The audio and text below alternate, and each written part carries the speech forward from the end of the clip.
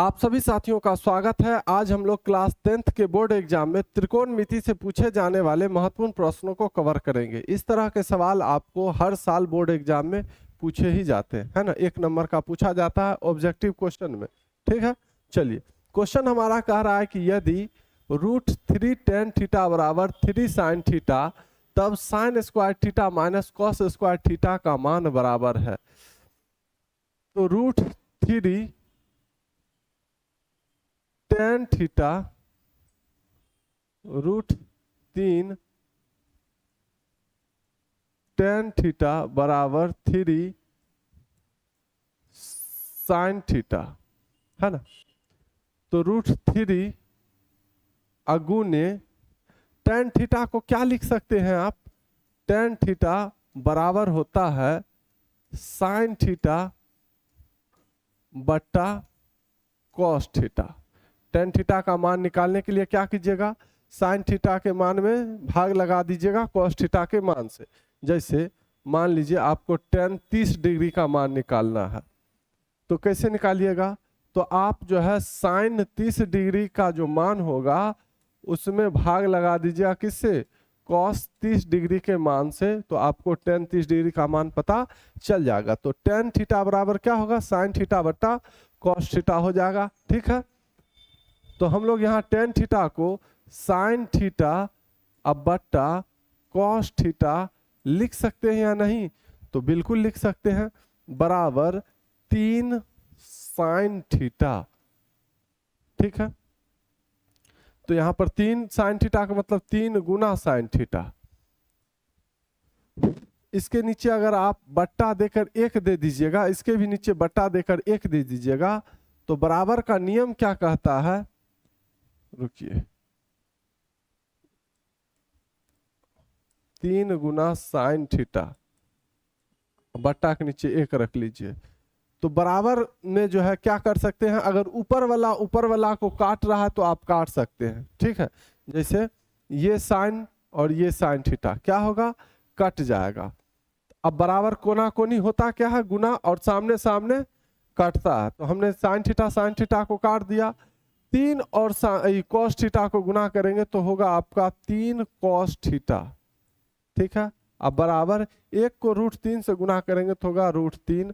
अब 3 cos theta का मतलब हो गया 3 गुना cos थीटा। अगर cos थीटा रखेंगे बराबर किधर और 3 को उधर फेंकेंगे तो √3, अब बट्टा के नीचे ये 3 आ जाएगा। तो cos थीटा बराबर √3 बट्टा 3।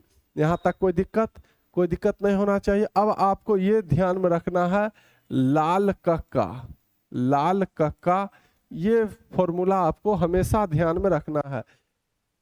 ये जो है L बट्टा के, A बट्टा के और L बट्टा A, ये जो है आपका साइन का मान बताता है, ये cos का और ये tan का, ठीक है। साइन थीटा बराबर होता है लंब बट्टा कर्ण, cos थीटा बराबर होता है आधार बट्टा कर्ण, और tan थीटा बराबर होता है लंब बट्टा आधार। यहाँ है cos थीटा का मान है √3 बट्टा 3, यानी cos थीटा बराबर आधार बट्टा कर्ण। तो हमको आधार दे रखा है और कर्ण दे रखा है ना। आधार का मान और कर्ण का मान दे रखा है। आधार को हम लोग B से सूचित करते हैं और कर्ण को H से सूचित करते हैं। तो आधार और कर्ण है अपने पास, क्या नहीं है? तो लंब नहीं है। तो हम लोग निकालेंगे लंब, है ना। तो लंब बराबर क्या होता है? लंब को किससे सूचित करते हैं? P से। लंब बराबर क्या होता है? √अंडर कर्ण का स्क्वायर माइनस आधार का स्क्वायर।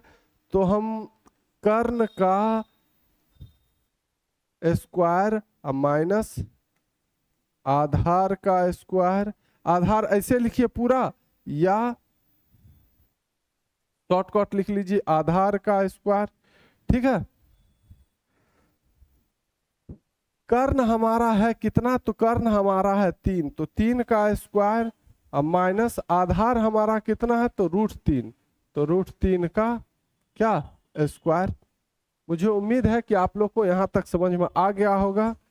अब 3 का स्क्वायर कितना होता है? 3 का स्क्वायर का मतलब हो गया 3 का स्क्वायर का मतलब हो गया कि 3 जो है 2 बार गुना में है, तो 3 गुना 3 कितना होगा 9, और उसके बाद √3 का स्क्वायर, इसका भी मतलब है कि √3 जो है आपका 2 बार गुना में है, √3 गुना √3, √3 को √3 से गुना करेंगे तो 3 तिहाई 9, √9, और √9 का वर्गमूल कितना होता है 3 होता है, तो 3 का स्क्वायर होगा आपका 9, और माइनस √3 का स्क्वायर कितना होगा, तो कितना आया है 3, और 9 में से 3 घटेगा तो कितना होगा √6।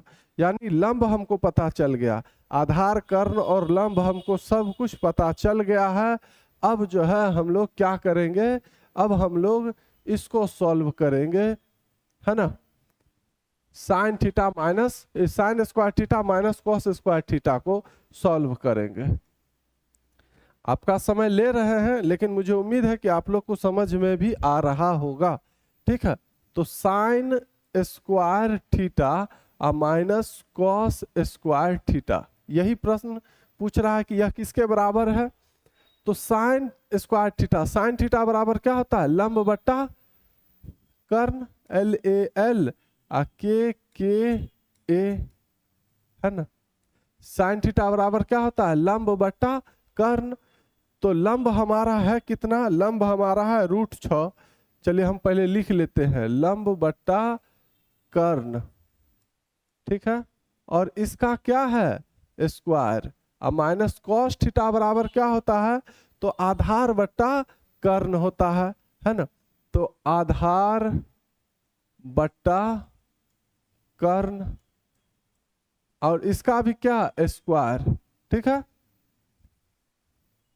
ये आ करके बगल में एक 0 टाइप के लगा दिए, मतलब शॉर्टकट में आधार लिखे हैं, ठीक है। लंब आपका है कितना √6, तो √6 अब बट्टा कर्ण आपका कितना है, कर्ण है आपका 3, इसका क्या स्क्वायर, अब माइनस आधार है आपका कितना √3, तो √3 अब बट्टा कर्ण है आपका कितना 3, और इसका भी क्या करेंगे स्क्वायर करेंगे।